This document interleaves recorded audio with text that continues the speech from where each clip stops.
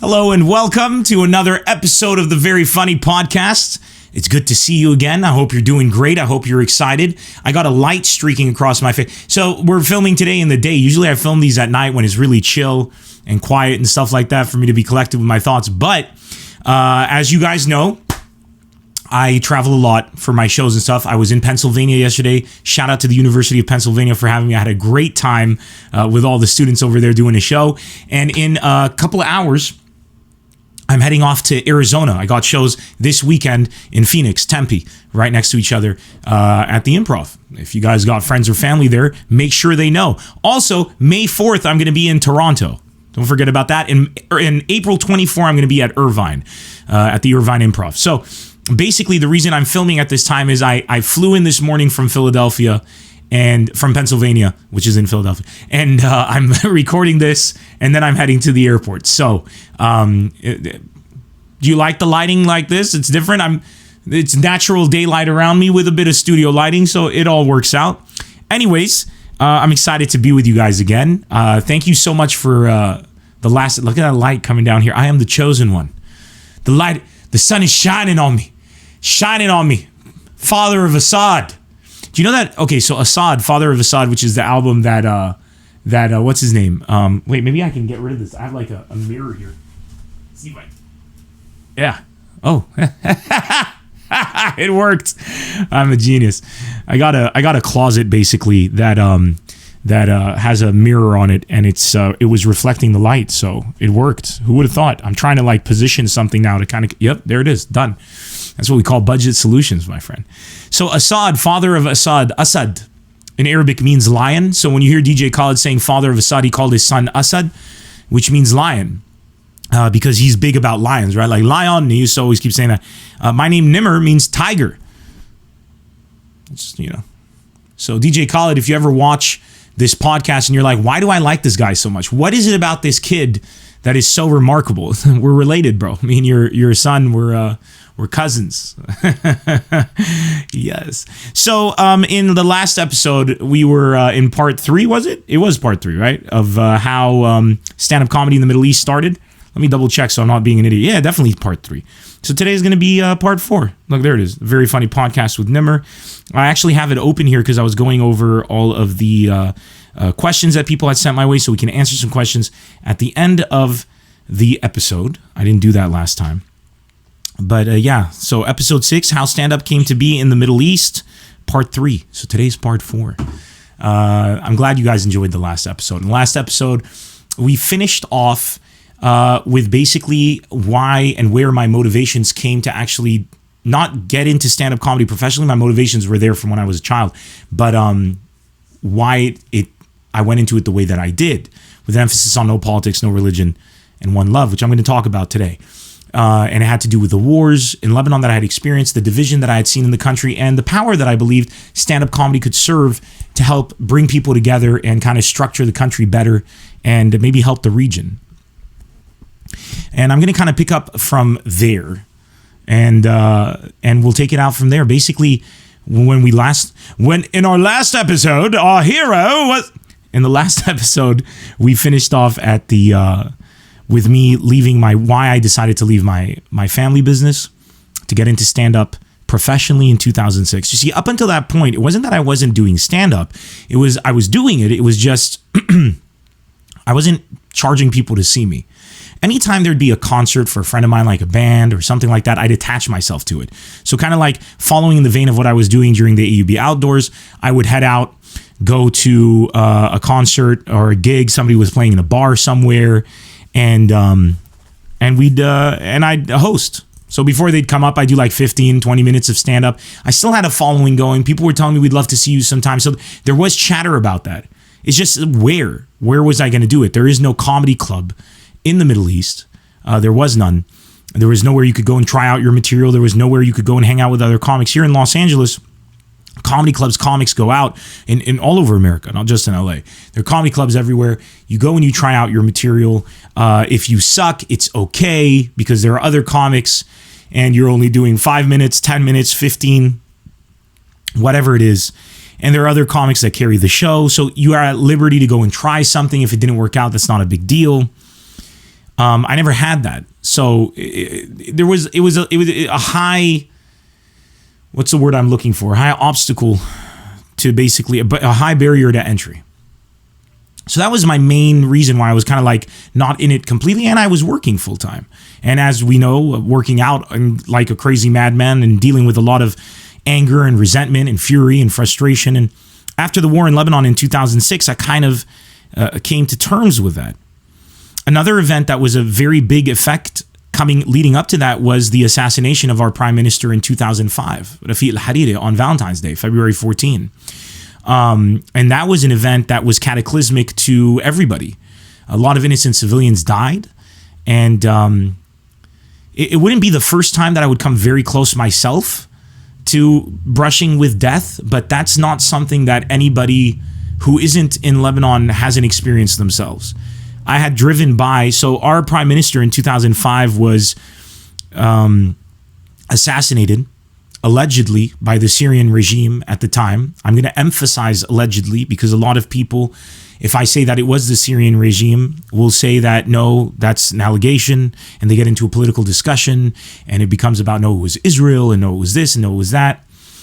Let me put you in the frame of mind of my belief system and most people at the time in Lebanon. Lebanon was under the Syrian rule for a very long time. Following the civil war, the Syrians kind of ran everything. And for many, many years, and this is me speaking of my own personal experience, some people were very happy with the Syrian rule because it benefited them. But in my experience, the Syrian rule was a complete disaster for freedom of speech, for employment opportunities. There was a lot of corruption. And we weren't our own government. You know what I'm saying? We weren't governing ourselves. To a more or lesser extent, we still aren't because we're always caught in between other bigger, larger scale wars, but at this time it was more of a direct influence. And nothing in the country would happen without the Syrian know-how. Their intelligence officers were everywhere. They knew everything that was going in. Lebanon is very notoriously difficult to get anything into it without being government or sanctioned to smuggle things in. Without somebody being behind it. You know what I'm saying? It's when it comes to intelligence, especially back then, Syrians had their hands everywhere. And, we had friends who would protest and they'd be beaten within an inch of their lives for speaking out at this protest against Syrian rule. Job opportunities weren't given to certain people. So they were definitely horrible, horrible, horrible people in Lebanon. There's no debate about that. And people can debate me about that, and that's fine. And like I said, there are people who really benefited and had a great time under when Lebanon was under Syrian rule. There were certain parts of Lebanon that were treated favorably, other parts of Lebanon that were not. I was not in an area that was suffering under Syrian rule whatsoever. But I can tell you that college students and youth students and a lot of universities felt very disenfranchised by the Syrian rule. And in 2005, it was my final year of university at the American University of Beirut. And I was driving to university one day, super late, and I drove right by an area that minutes later would be completely destroyed by tons of TNT that was placed underneath the ground, used to blow up the entire convoy of our prime minister. And to ensure that he would die, because he had a very powerful armored convoy, they blew him to smithereens and everyone with him. Tons of innocent civilians died. He died in an area called the Saint Georges, is a very famous hotel. He was right there between the Phoenicia and the Saint Georges hotel. And it was a massive explosion. I'll never forget that day. Because we drove by there. I walk into class from the lower gate of AUB. I'm sitting in class and the ground trembles. And you feel it. Much more powerful than what we're used to. And usually in Lebanon, when we feel the ground tremble, at that point, that means an Israeli plane dropped a bomb. But there were no sounds of planes. We usually hear sonic booms. They constantly violate our airspace. So we were used to the sound of a sonic boom of an airplane flying above. And I remember when that thud came, there was we were in class and there was a bit of confusion because we were all like, that doesn't happen just like that. I remember my initial feeling, I still remember, was maybe that was like a gas explosion, right? Like there was a gas leak somewhere. And something big happened. It was definitely big. Like we paused. But we're so used to this stuff that we just continued with the class for about 30 seconds. And I remember a student in our class got a phone call. And he picks up his phone. And in class, The phone rings and he goes, hello, like on a really loud voice, panicky. And this isn't something he would normally do. This isn't a douchey thing, but it was because we had heightened senses based on what had gone down and the phone was ringing. This guy was connected to the prime minister in a way or another. He picked up the phone and then he bolted out of class. And somebody said they must have hit Hariri. Hariri was the prime minister at the time. Lebanese people are very good at deciphering complex situations under times of duress. And we ran out of class, all of us, and we looked to the skies and you could see so much smoke. The air was thick with smoke and it was terrifying. Traffic was halted and my sister had dropped me off and driven back in that direction to go up to the main gate of AUB. And I started fucking running, man, because I thought my sister was involved. It was, there's traffic. She could have been wherever that smoke was coming from. I'm running. I remember the thickness in the air, the ash, and I'm calling my sister. It's not connecting. Whenever there are bomb blasts that would happen in Lebanon, the phones go down. And so I remember running and all that. To cut it short so I don't think draw you guys on with suspense, my sister was fine. She had made it up. But we did get in touch. We found out that there was a huge explosion. My dad had called me and said that it looks like it has something to do with Hariri, who once again was our prime minister. And Hariri was a guy who was more or less beloved by a lot of people, right? He was one of the more popular politicians. In politics, you always have people who love and hate you. This guy was loved abnormally a lot for a lot of people in Lebanon. Usually you'll have religious leaders or political leaders who are really adored by their specific constituents, right? If they're Maronite Christians, the Maronite Christians love them. The Roman Catholic Christians don't. And then, if a Druze religion, they love him, but the Sunni Muslims don't. It's like that. This guy there was a lot of love for him in many sectors of Lebanese society. He was also internationally renowned. He'd bring a lot of investors into Lebanon. He was good friends with the French president, Jacques Chirac, at the time. And he was a well-known international figure. We had some financial summits for Lebanon that he helped engineer and brought in a lot of money for the country. So he had very big connections. And he was a very, very wealthy individual. He was a multi-billionaire, one of the richest people in the Middle East, kind of a self-made man. And it was to target him was like it's the equivalent of targeting the president in the United States of America. In terms of like targeting a political figure in Lebanon, the prime minister is the most powerful political figure. So we have a democracy, but the president isn't as powerful as the prime minister. And we have a parliament, and the parliament is the one that elects the prime minister and elects the president, and we elect the parliament. So it's a parliamentary democracy. Sorry, I don't know that. That's Alexa. I don't know if you could hear that. That's exactly why I'm explaining, Alexa. So people know. Because maybe they don't know that Lebanon is a country with 19 different religious sects crammed into a place smaller than San Diego County with 4 million people inside of it. And right now, 3 million Syrian refugees, almost 100% of the population, and a crazy myriad of problems. But that is the backdrop of our story, right? We went up, I ran up, connected with my sister at AUB. And we run to the cafeteria in the American University of Beirut, where they have a giant screen TV. And that cafeteria, I think, off the top of my head, fits maybe 500 people, max capacity. There must have been 2,000 people in there. Dude, we were crammed shoulder to shoulder, and you could hear a pin drop in that cafeteria. Everybody was staring at this one TV set. Volume was on max, could barely hear what's happening.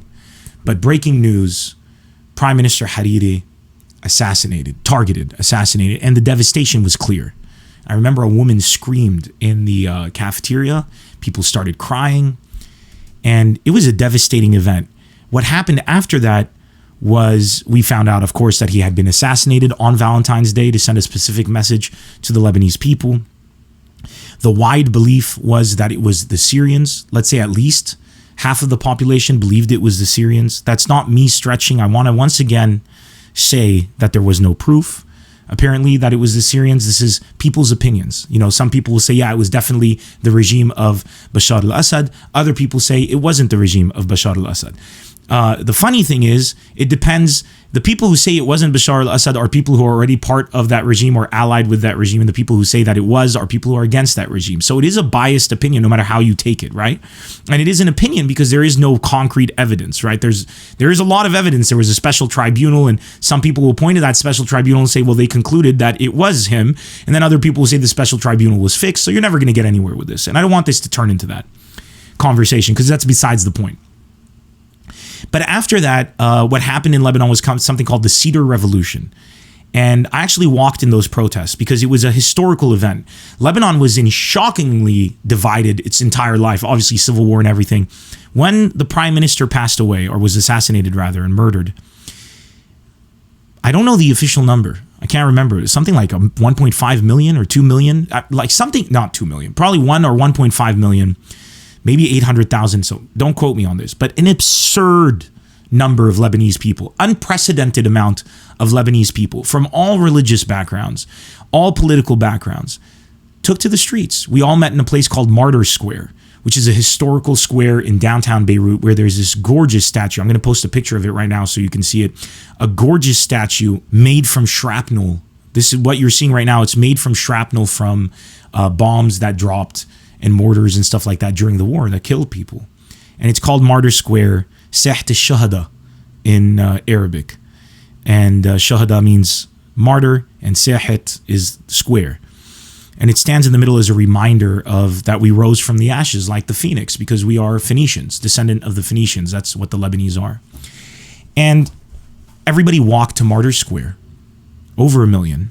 And here's some footage as well. I'll find some online and post some of it. But everybody was there, united to demand the end of the Syrian occupation of Lebanon. What followed afterwards was a government called Arbatash Adar, which means the 14th of March coalition. And they were the Syrian opposition and the government. They came together as one kind of opposition unit. And they were, I believe, I can't remember exactly how many they were, like something like 22 ministers or something. And they led the kind of movement. At the time, we had a president who was a puppet for the Syrian regime, and a lot of ministers and stuff that were, and this was to kind of push them all out. And the Syrians ended up pulling out a couple months later, continuous pressure. They ended up pulling out of Lebanon, and Lebanon gained some of its independence back to a more or less extent. Lebanon is difficult to be truly independent because our will of the people isn't really decided by us, because we're constantly caught in between very dangerous situations that require an amazing amount of patience, wisdom, and we've learned over the years to be very patient and wise. Because when you're caught in the middle of a proxy war between America and Russia, which filters into Saudi Arabia and Iran, and Syria on one side, and America and Israel and Saudi Arabia on the other side. And you have these two kind of things. And I'm not saying those are allies, just before anybody gets me wrong, but usually the interests line up like that. And you're a country as small as Lebanon on the border with Israel and Syria, and we don't have a major military, like we don't have an air force. We have the most powerful military probably in the world when it comes to warrior spirit, because they're fierce. They have to be. But we're caught in between global juggernauts duking it out. So in Lebanon, a lot of the time, our interests aren't really our own. We're kind of like always caught in between this. I think the one thing, if you ask Lebanese people, what is the one thing you want? And I think everybody can agree that I think everybody would say to be left the fuck alone. If you ask anybody in Lebanon, like, what is the ultimate thing they want? They'd say we'd like stability and to be left alone. Give us those two, and internet if you can, and traffic. I think Lebanon would be a utopia if we could get faster internet, 24-hour electricity, and solve the traffic problem. But whenever we come into things like, let's say we want to solve the traffic problem, you can't, because there's so much corruption. Which company is going to take over the projects of building this bridge? Which politician does it belong to? This politician answers to America. This politician answers to Syria and Russia. And it's just, and the people on the ground are like, we answer to the fact that we're getting paid very little money for what we do. This isn't a sustainable wage, and conditions need to improve. And the new generation is astoundingly heroic. They're just these incredible individuals. Ingenuity, decency, passion, drive, fierce competitiveness with everything stacked against us, the new generation has pulled their weight and undone an incredible amount of wrong that the previous generation has done. We've passed laws to protect animals. We've passed laws to make it we've anti-pass law. We've taken out laws that made it illegal to be homosexual. Only country in the Middle East that actually has a law right now that doesn't have a law that makes it illegal to be homosexual. That used to be a thing.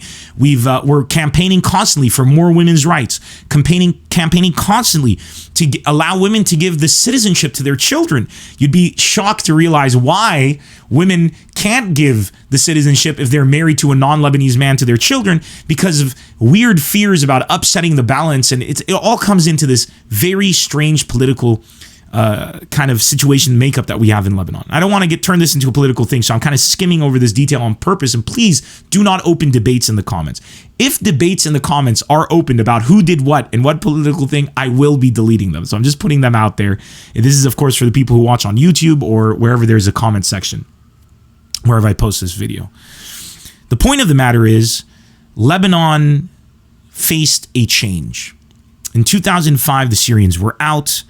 And that's when a campaign then we were followed very quickly by the Israeli war in Lebanon, which a lot of people weren't happy with, because when it ended, the country was in shambles. It was rebuilt, and things went on. But by the time 2006 had come, between 2005 and 2006, and the war that Israel wages on Lebanon, Hezbollah was in Lebanon fighting against Israel.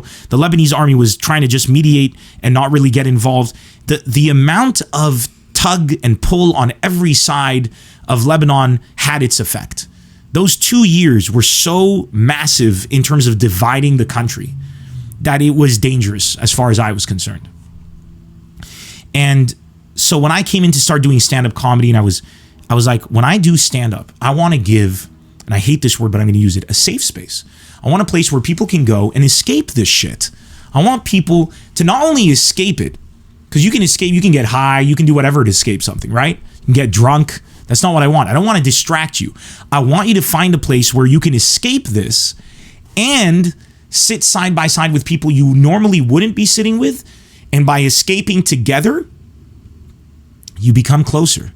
I always figured if you sit down with somebody and you laugh together, it's going to be harder for you to argue afterwards, right? Because when you laugh at something and somebody else laughs at the same thing, you got that in common, man.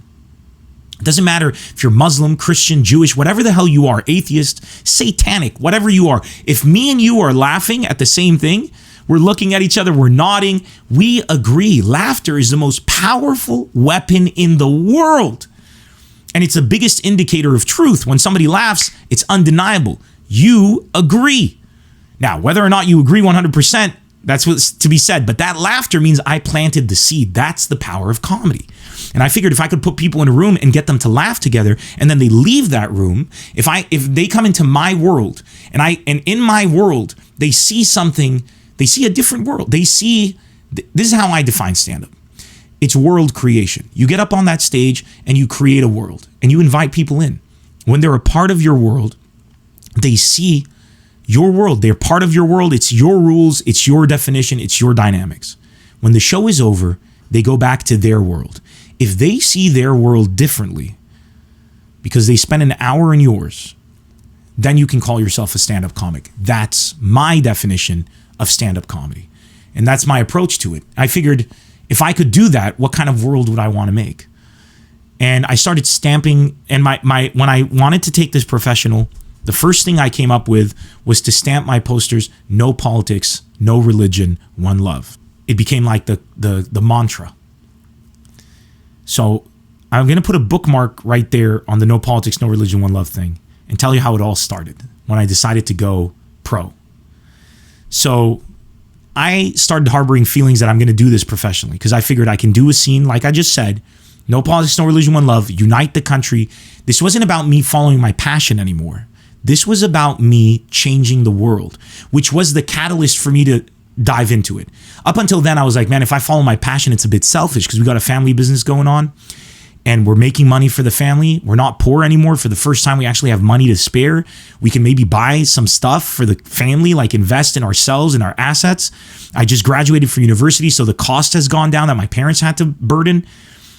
And for me to just leave all that just because I want to follow my dream, it was like, it felt selfish. It felt like I was betraying my family. It wasn't until I realized that comedy could change the world, could change the Middle East, could change my country, that I started to realize that this was bigger than me and bigger than that. And it would be doing a service to my family. And I think that was the catalyst for me to start really moving aggressively in the direction of going pro, which means charging people to see me and leaving my work.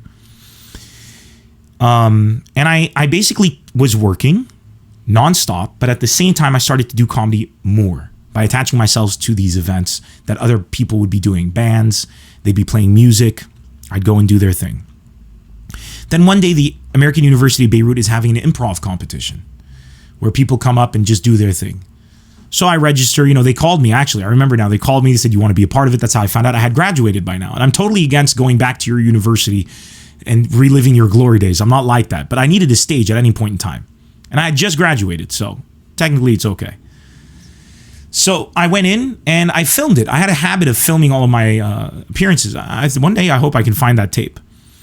And I improvised a set, maybe 20 minutes, killed it, did great, really, really funny. Started out with a couple jokes that I knew, did a bit about Haifa Wahbi, which is a very popular singer in Lebanon.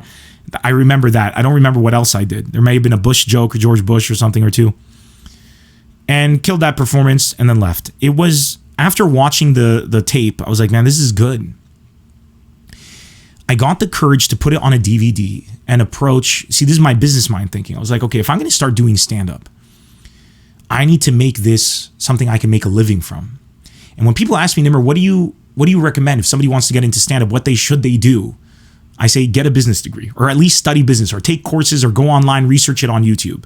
Most important thing to your success is sustainability, for you to be able to practice your craft. My father, and remember this sentence because it's going to come back later in this episode, my father used to always tell me, a man or a woman cannot have two gods.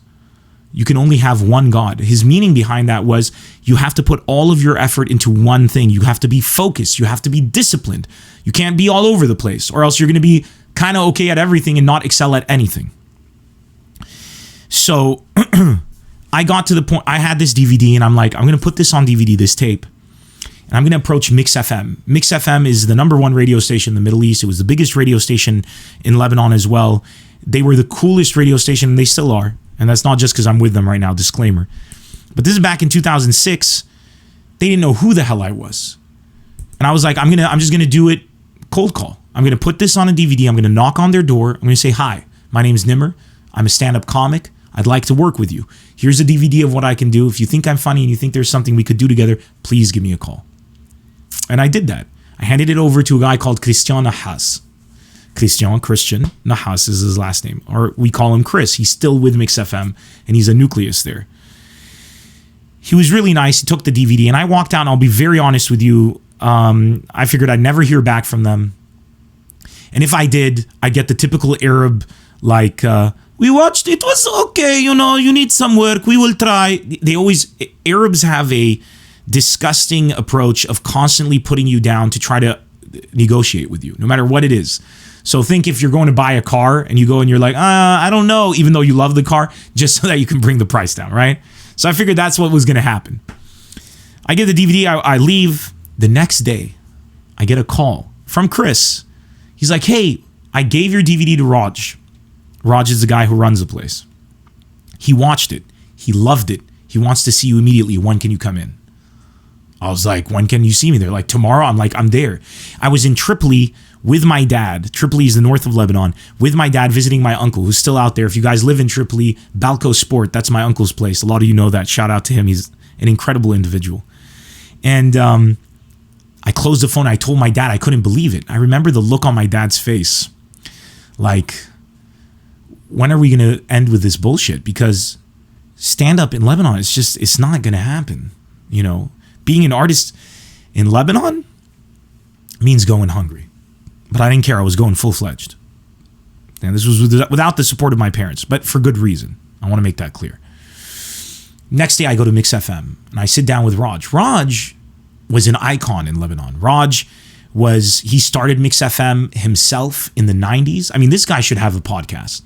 He started his Mix FM in the early 90s. He was a renowned DJ with vinyls, crushing it everywhere. in the 90s, he buys a radio station frequency.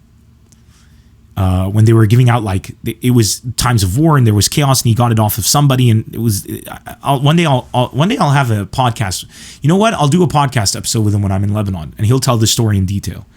But this guy would DJ 9 hours a day with his best friend, Rap Bass, who ended up passing away, may he rest in peace, years later, and he was an icon in and of himself. And they would do like 9-hour shifts, and they would DJ, like, there wouldn't be electricity. They'd have to pull the motor, and they'd cut their hands, and they'd still mix, and like, it was gangster, right? And they built the #1 radio station in the Middle East. 2 kids, right? And Raj mainly, and Rap Bass as his kind of sidekick, if I'm not mistaken. Raj will clarify one day. But he was an icon, man. And this guy at this point had somewhat retired from doing his own, he hadn't retired, he had taken a break to give a chance to all the other DJs. He started supporting all the local DJs. He started bringing in bands, groups, concerts, trying to bring up the tourism of Lebanon, raise the profile. Incredible individual. And here I am, I find myself sitting across from Raj the next day. A young 22, 21-year-old me, something like that. 23, I'm not 100% sure. And he cuts straight to the chase. He's like, Nemr, you're incredible. You have unbelievable potential. And if you really want to do this, I believe you're going to be one of the greatest comics of all time. You have to understand, for somebody to tell me that, a Lebanese person to acknowledge my talent like that, had not happened yet besides people who would come to my shows. Nobody in the industry ever took me seriously that way, and they never will, because there's a sense of jealousy when you're in a region where people are constantly put down, and people are constantly forced down, and they have dreams and aspirations, and they can never follow them because they have something stopping them. Either they can't travel because the Lebanese passport doesn't let them go to any other country without getting a visa, and they get denied at every turn. Either they had all their money saved up, they opened up a shop, it was great, then Israel bombed, ruined their business, shut down the entire summer season, they went bankrupt. There's always these incredible forces. And it creates this internal resentment that when you see somebody else succeeding, it's very difficult. And I'm not saying that I'm judging people for this. I understand them. It's very difficult to be happy for somebody pursuing their dream and succeeding, no matter the odds. I had impossible odds against me, just like other people. But I was lucky enough, due to a mix of fortune being luck, due to a mix of luck, opportunity, personal ambition and drive, hard work, and privilege, that I was able to come out on top. I had an American passport, so it helped further my career. I could go to countries immediately at a drop of a hat, get business, bring in more income to market myself, to do stuff. That was a privilege. I grew up with stand-up comedy in my culture. Privilege. I had educated parents who loved each other and supported their son, weren't divorced. I didn't come from a broken home. Privilege. And so to hear a man tell me that it was really a moment for me. And he said, I don't know what we're going to do, but you have to be part of the Mix FM family. And I said, well, he goes, what do you want from me? I go, I honestly have your crowd. The people who listen to Mix FM are the people I want to come to my show. English speaking, young, partiers, people who are already pretty much united, who have shed the ways of the past, the future. I want them at my show. So I know you have the market that I want. And I'm here to tell you I have these skills. Can we do something so I can get your market? And he looked at me and he said, can you do phone taps, phone pranks? And I said, actually, when I was 13, 14 years old and 15, me and my best friend Rabia used to prank people up and put it on speakerphone and tape it. There was a thing called the Jerky Boys. I don't know if you guys know about this, but they used to do phone pranks and stuff, and we were influenced by them, and we did our own ones. And we have cassette tapes. I should find the cassette tapes. We'd call people up, make them sing on the phone, tell them they're winning trips to Hawaii. It was terrible in retrospect, but as kids, we thought it was hilarious. They were hilarious. And the people we were pranking weren't really like innocent individuals that we didn't know. It was usually people we knew, and then they'd find out it was us. But we would take them for a complete ride. I'd put on accents, and it was crazy. And I had these on tape. And he goes, okay, how about we do a test? Here's what I'm offering you. Do phone pranks for me, and we'll make it a segment on the radio. In return, take your pick. I can give you money, or I can give you spots on the radio for free to advertise your shows. Which do you want? I immediately took the spots on the radio because I was like, the money is short term. And I'm going to take that money and spend it on marketing for myself anyways. Imagine if I have radio commercials on Mix FM. Dude, that's the biggest legitimacy you could ever get. Like, being on Mix FM is huge. Think Power 106 in Los Angeles. Think, iHeartRadio anywhere, right? And this is in the early 2000s. Radio was very influential, still is today in Lebanon. So I took the spots and he's like, all right, let's do a trial run. So I went in and I did a phone tap. We called it the phone taps with Nemr, and we went in to do some tests. And the first phone prank I ever did, which was a test, ended up becoming the biggest viral hit, maybe of my career. Well, no, I've had bigger ones, but for a good time. And it was me pranking Burger King as a Japanese guy called Mitsurugi. And you know what? I'm going to play some audio from it either now or in a second. Me as Mitsurugi. Mitsurugi was a character from the video game Soul Calibur. And I called myself Mitsurugi, and I read lyrics from the anime One Piece from the song. And I spoke a bit of Japanese because I was so into anime, as you know from the last episode I mentioned this. And in Lebanon, Burger King delivers. So I called them as a Japanese guy, desperately trying to order over the phone because I'm very hungry and I'm in AUB. Here's a bit from it. In front of the McDo? McDonald's. McDonald's in front of you. No, Burger King. Sorry. You Burger King? I'm Burger. Okay. McDonald's 코바라 to 부르니 코베타 쿠모가. I want a Burger King. Okay, you want Burger King. Your dorm. Where are you living? Dorm inside AUB. Okay. Sorry, is there anyone who speaks English or Arabic beside you? No, and I am very hungry. Okay. I am sorry. Don't worry. What do you want to order? Thank you. In Japan, we have double whopper. You have a double whopper? Okay, double whopper, we have it. With the cheese? With cheese, yes, yellow. Large fries? Large fries. Okay, large dollar fries. Sushi? Sushi, we don't have sushi. Sushi burger. No sushi burger? No sushi burger. We don't have sushi burger. Do you want to try the mozzarella cheese sticks? Mozzarella cheese. How much money? In dollar, 1.75 cents. Do you know how much in yen? In yen? No. Oh. How many dollars the yen equal? 9.2. Every 9 yen, $1. Michi ni moyoto suwa norushita. Oui. Okay, it's 18 yen. 18.3 yens. Okay. Soda. Okay. And basically, this phone tap, I recorded that one. I recorded a few others, and we called Raj into the studio. He heard it, and he was like, okay, this is incredible. It was actually, people might not know this, over 55 minutes long. When you phone prank someone, what you hear can't be the whole thing because you can't take somebody for a ride that quick. Nobody's that stupid. It's very rare. So if you take your time and you go back and forth and there's, mundane conversation, the other person on the phone starts to buy it. They get sucked into it, and then you can edit it down into its best parts without taking anyone out of context. I've never done that. I'll never take somebody's reply to something else and stitch it into something I said to make it seem like I never do that. I just cut out parts where we're like just talking nothing. He's like, you need to cut it down to 5 minutes. And I was like, how the hell am I going to cut it down to 5 minutes? So I started editing. I brought it down to 12 minutes. He's like, it's amazing. Still has to be 5. Can't be longer than 5. 5 is already a stretch. 3 is preferable. And it was infuriating. I remember at the time, I'm like, dude, this guy.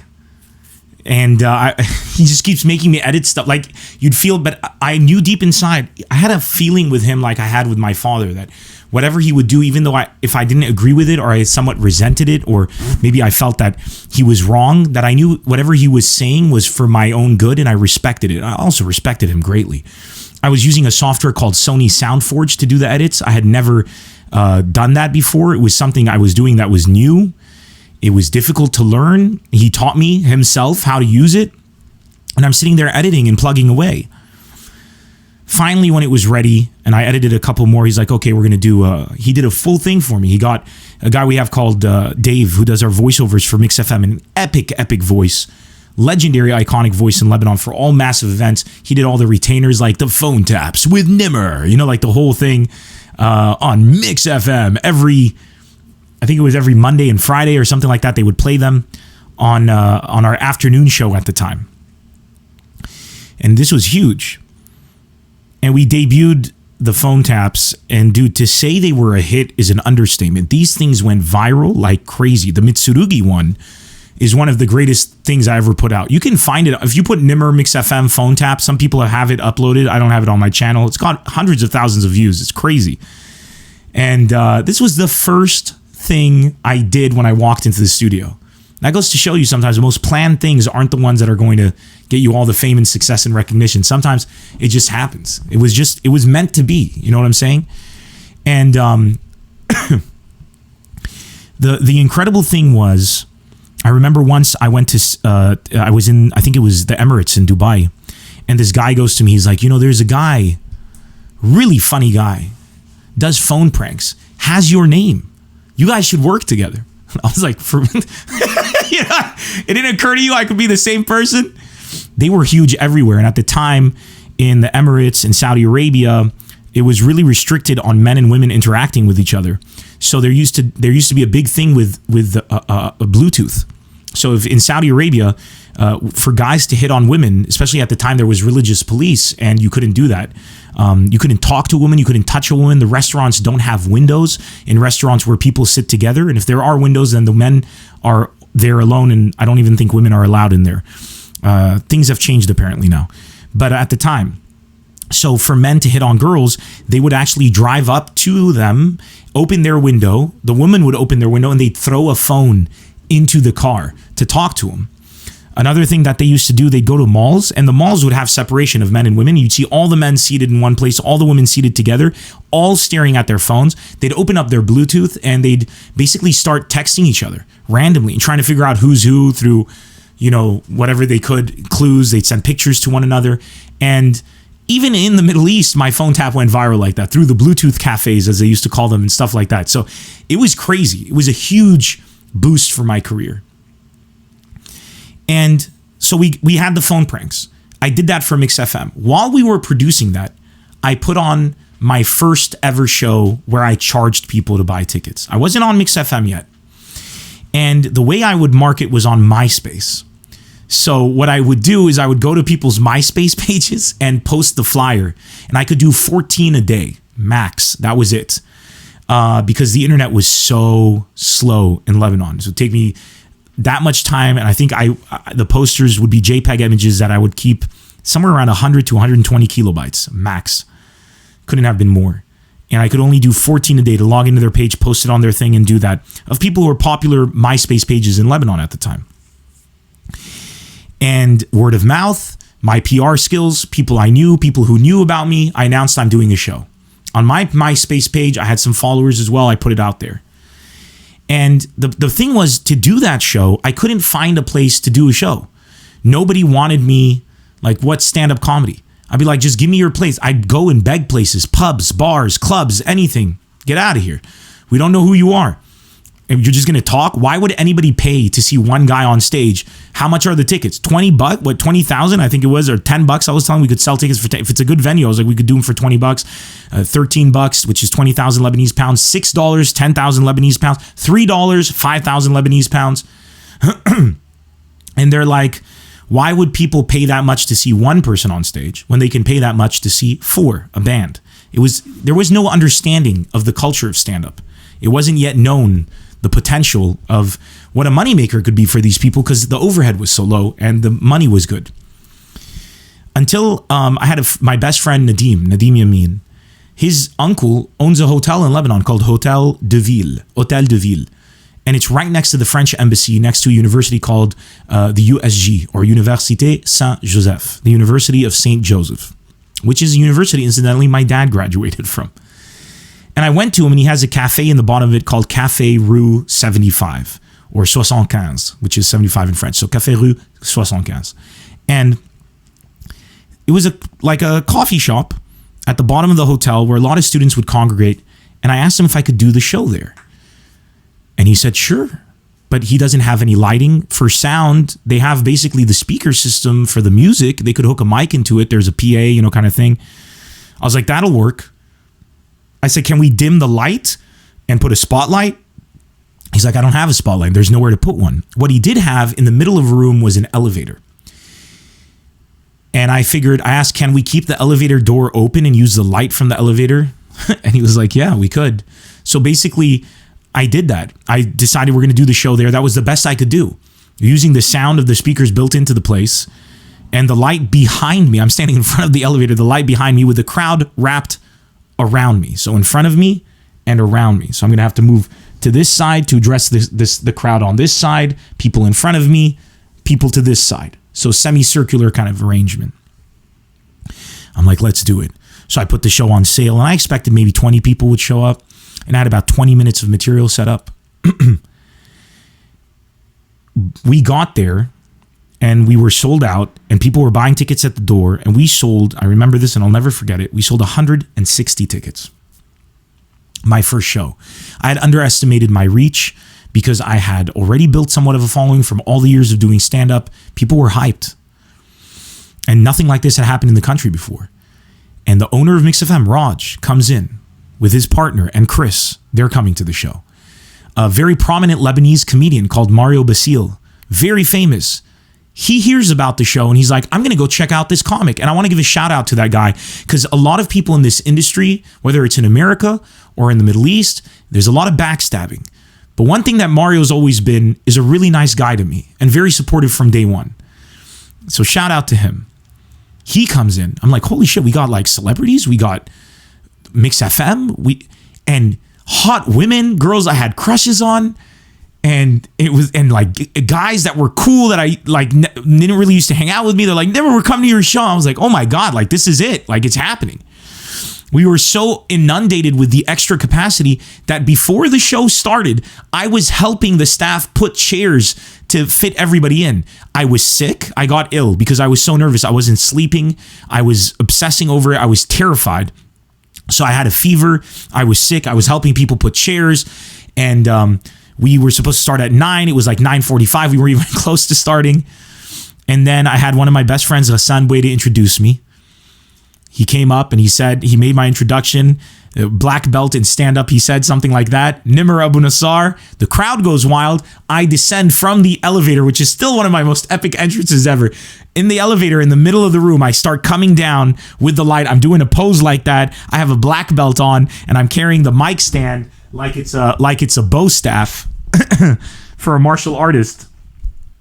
And the show begins. 20 minutes in, I'm doing great. My material's done. I wasn't prepared to do any longer. I wasn't prepared for this many people to show up. And frankly, I thought I'll just do 20, 30 minutes. I'll improvise 10 minutes on top of the 20 that I got, maximum 15 minutes. That's 35 minutes. That's enough. Tickets, I really do think were either 5,000 or 10,000 Lebanese pounds. And the guy would make money because there was food and drinks and stuff that he could sell. And I just wanted to get people in there. But to me, I understood the gravity of the situation. Before I descended in that elevator, I remember thinking to myself, I'm like, Nemr, this is it. Mix FM are here. Mario Basile is here. The people that love you are here. If you blow this, it's over. Not just for me, but for the Middle East. I knew that night was the most significant night in my career and in the possibility of this industry ever becoming a thing. So when I came down in that elevator, that realization did not weigh me down. It lifted me up. It made me say to myself, just fucking do it. Do it. Pull it off. All that stands between you and your destiny is tonight. So fucking do it. And I went down with that attitude. 20 minutes in, the material ran out. And I remember, and I have a tape of this and I will find it one day. I started to kind of hesitate. I forgot some of my material. I tried to remember. I was like, I had another joke. Why can't I remember it? People were seeing it. I remember at one point in my head, I'm like, Nemr, when you were on AUB's stage for the first time, and I talked about this in a previous episode, you had to improvise 45 minutes of material. And you weren't worried about what you had written. Just be you. And I started to improvise. And the show ended up being 1 hour and 13 minutes long. And some of the best jokes I've ever made on stage that made my career were improvised that day on that show. The adrenaline and the realization of the significance of that moment pushed me to the best version of myself. It was like an incredible woman that made me the best man I could be.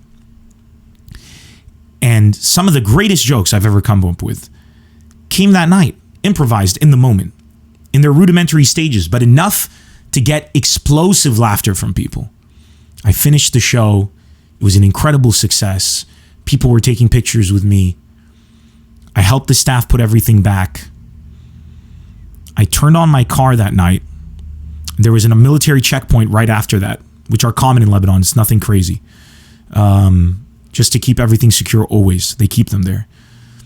I drove by the military checkpoint, Yatik al-Afiya Watan, which is Arabic for I hope your hard work goes recognized by God.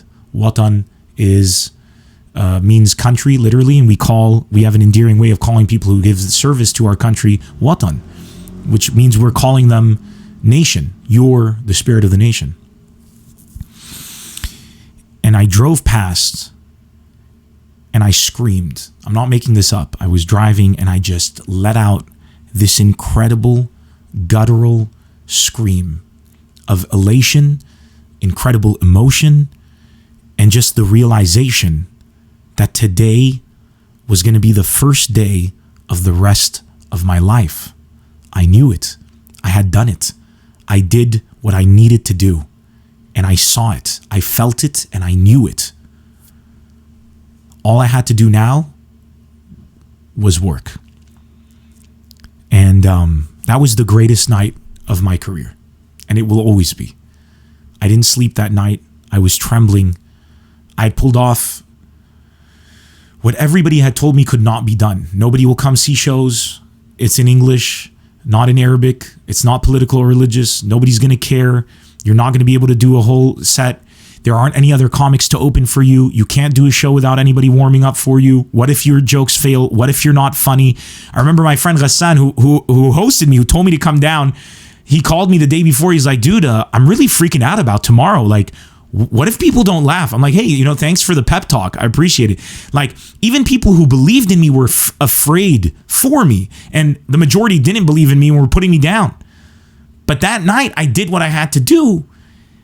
And I was sick and I hadn't slept and everything was against me and I was working a full-time job but I pulled off the impossible. Watch the movie Comedian for Seinfeld, which is a documentary. You never try out new material in front of a crowd that is paying to see you. You never go, and I did a whole show of new material and I fucking crushed it, man. I knew that I was destined to be this because I had greatness in me, and when I needed it, the greatness was there.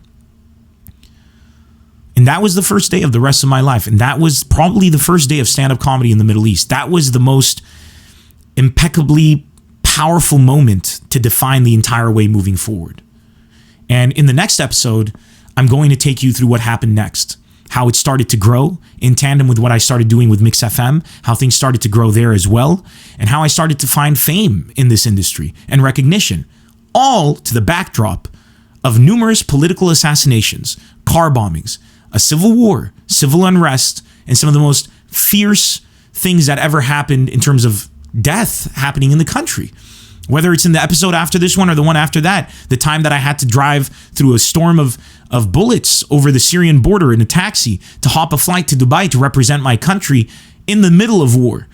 Stories that are incredible. That I have so many stories. It kind of gets hard to see which ones. When I did shows during bomb blast events where the country was empty because everyone was home out of fear, but my show that fit 300 people had over 800 people who came out despite the danger, despite me saying, don't come out. I'm going to be there if you want to grab a drink and I'll just be with you and we'll kind of, talk the night away so that you don't feel any of this anxiety. Over 800 people showed up sitting in each other's laps, shows that go on for hours, a spirit that began, that started to define, that started to point to the definition of what Lebanon is as we, the new generation, wanted it, and the excitement. I'm getting goosebumps just remembering my emotions at that time of all of us knowing that we were beginning to take our future back into our own hands.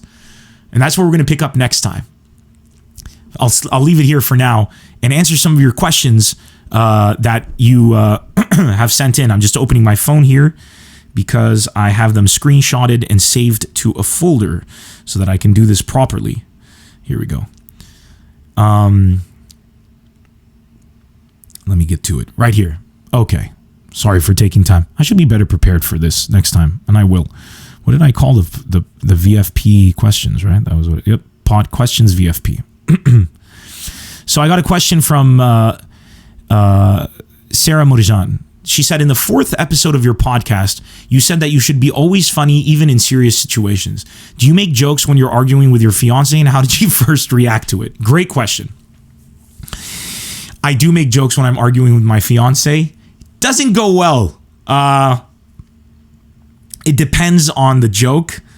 I do it when I know it. You have to be strategic with your joke telling. So in serious situations, humor is a very powerful weapon to diffuse tension. But if you've messed up, if it's your fault, I don't think you should be joking, because that means you're making light of the situation. So yes, you should always use it in serious situations. If you're going to make a joke at something you messed up on, I'll usually make a joke to kind of further how much I feel guilty about this. And I follow it with a sincere comment. Because if I just make jokes, it doesn't go well, not only with my girl, but any girl or any guy. If a guy is angry with his girlfriend, or a guy is angry with his boyfriend, a girl is angry with her girlfriend, straight or gay, it doesn't matter. The dynamic is, it's not sexual based. It's based on the legitimacy of somebody else's feelings. And there's a thin line between making somebody laugh to feel easy and laughing at somebody's expense. So I always tread that line carefully. And I think it's a skill. And I do encourage people to try it and to fail and to get better at it, because it's a skill you're going to use a lot in your life. Here's another question from Froglist, who is always here on the premieres as well. Shout out to him. What differences do you notice with the teenagers, early 20s kids in Lebanon versus America? Is there a big difference? What's incredible is that as America has started to become more divided, American youth has come to resemble more of the Lebanese youth in their drive, their political awareness, their wokeness, for lack of a better term. The youth in Lebanon are my heroes, and I consider myself one of them. But I am inspired by them at every turn, because against impossible odds, they strive to be better and do better. And American youth are the same now. They're really getting into that thing where they hold people accountable for things that they disagree with. And whether or not they're right, they stand for something now. And as they try to find their way, they stand for something. It's no longer a generation of people partying and trying to waste time. It's now a generation of people who want to make a better life for themselves. And I think the Lebanese have always been that way. And the youth really made that their mission in Lebanon. And they're united behind trying to make a better life for themselves. So I find a lot of similarities between the Lebanese and the American youth. They're both very romantic in the sense of romance being adventure. Romanka, as they say in One Piece. A question from Tony Deeb. If you had to pick one of these comedians to go on tour with, who would you pick and why? Chris Rock, Dave Chappelle, or Kevin Hart? All the love and big shout out from Syria. Shout out to everybody in Syria as well. I hope you guys are doing all right. Oh man, if I had to pick one, are you kidding me? I'll tell you, I wouldn't. That's a hard decision to make. I wouldn't pick Kevin Hart simply because he's the newer one. In terms of people who are big influences on my life, it's Dave Chappelle and Chris Rock.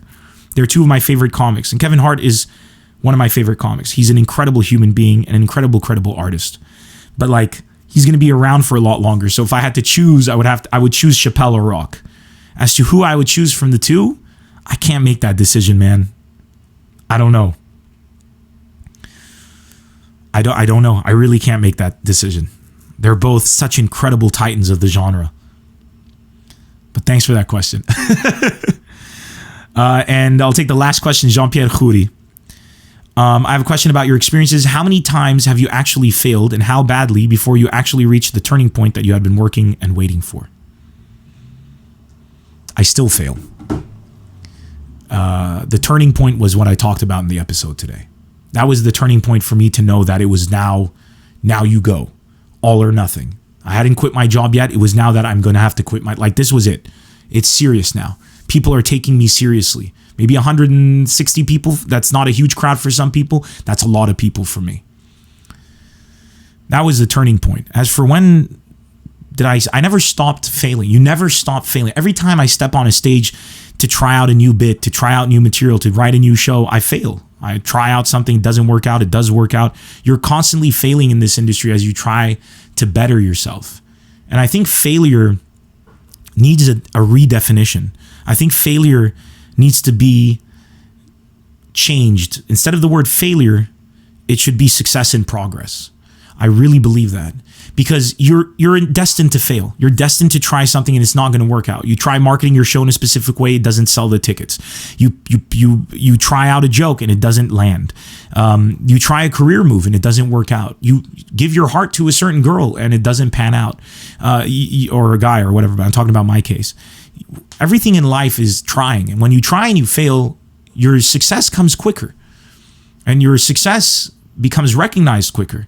Sometimes you won't even know that you're succeeding had you not failed earlier to know what you're looking for. You date a girl, it's a relationship, it ends, and for you, it's the end of the world. But now you know exactly what you're looking for. And the next time you come across a woman, you know exactly that this is the woman for you because you know what you're looking for. And with every relationship in my life, I've gotten better with the women that I've spent my time with because they've more closely resembled the perfect woman for me until I found, of course, the perfect woman for me, which is my current fiance, Reem.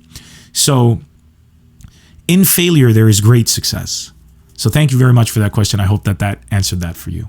And that's the end of the episode today. Thank you guys so much for tuning in. Please let your friends know if they're going to be in Phoenix or Tempe or in Arizona this weekend. Friday and Saturday, I'm at the Tempe Improv. On April 24, I'm at the Improv in Irvine, the Irvine Improv. I'll be dropping by the Comedy Store on the 13th of April. On Sunday, I'll be doing a set there. So if you're in Los Angeles, I'll be on a show. Thanks to Mark Saratella for having me on his show. And on May 4th, I'm going to be in Toronto. So if you guys are in Toronto, also head there. Tickets to all my shows are on sale at nemrcomedy.com. That's nemrcomedy.com. And on next week's episode of the podcast, I will have information where you can finally watch No Bombing in Beirut and my other specials. That's it from me. I enjoy these more than you'll ever know. Thank you so much, as always, for spreading the word. Available on iTunes, YouTube, and Spotify very, very soon. It takes a bit of time, but once we get going, it'll be done. Please share this podcast with your friends, your family. Let them know about it. Subscribe if you're here on YouTube or iTunes. On YouTube, it's great to subscribe, even if you're listening on iTunes, because whether you watch this podcast on my YouTube channel or the many other types of videos I put out, we have a cooking video coming out that's really funny very soon. I do a lot of sketch comedy and stuff, so please do. Thank you guys so much. I love you all, and I'll see you again very soon. Bye-bye.